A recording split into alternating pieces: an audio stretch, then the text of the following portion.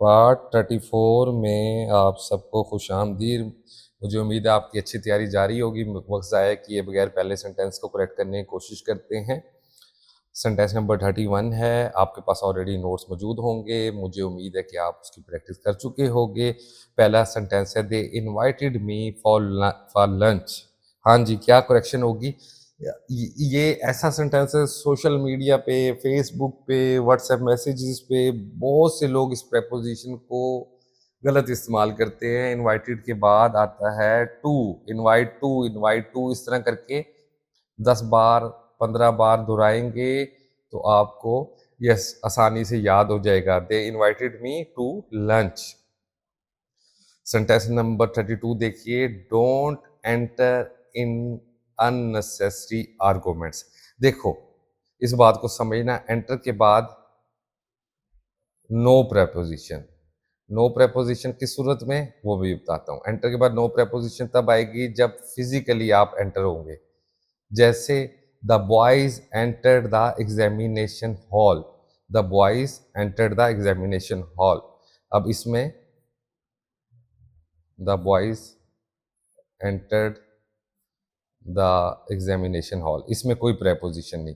लेकिन जब वर्चुअली होगा तो प्रेपोजिशन आएगी। अब don't enter in unnecessary arguments, फजूल किस्म के आर्गूमेंट्स में एंटर ना हो। अब यहाँ पे जी ये जो अननेसेसरी आर्गूमेंट्स, उसमें हम फिजिकल तो दाखिल नहीं हो सकते ना, तो हम इसको एम्फसिस करने के लिए जो प्रेपोजिशन इस्तेमाल होती है उसे हम कहते हैं इनटू।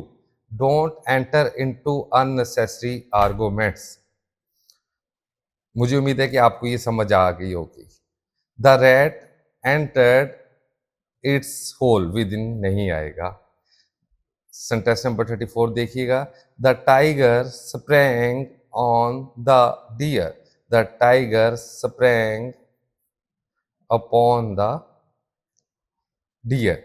सेंटेंस नंबर 35 देखिएगा, the book is upon the table, the book is on the table, on the table. जब फिजिकल टच आएगा तो ऑन टेबल आ सकता है। अदरवाइज जो प्रेपोजिशन है वो रवायत की बिना पे चलती हैं, जैसे अहले ज़ुबान ने इस्तेमाल की हैं या ब्रिटन ने, हमने भी वैसे ही इस्तेमाल करनी है, चाहे वो अब ना करते हों। लेकिन एकेडमिकली जब भी कोई गोरा लिखेगा या कोई भी अच्छा लिखने वाला लिखेगा तो वो गलतियों से मुबर्रा फ्लॉलेस लिखने की कोशिश करेगा। सेंटेंस नंबर 36 पे आ जाएं।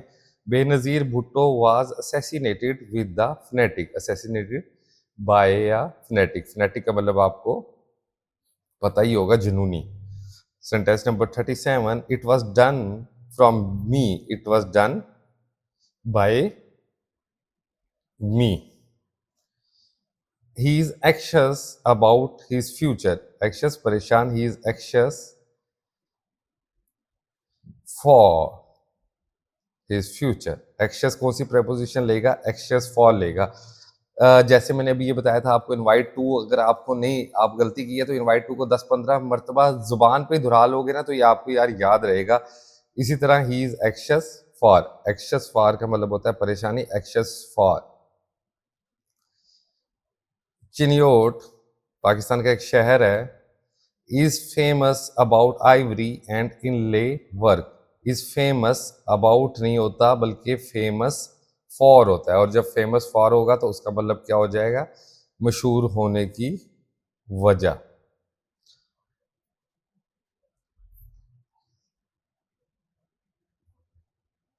ही got angry with his foolish behaviour. अच्छा, ही गॉट एंग्री, अगर ही गॉट एंग्री विद मी हो सकता है, पर्सन हो सकता है, विद अली हो सकता है, विद कोई पर्सन कोई भी नाम हो सकता है, विद हर हो सकता है। लेकिन जिस वक्त कोई पॉइंट आ जाएगा तो he got angry to his foolish behaviour.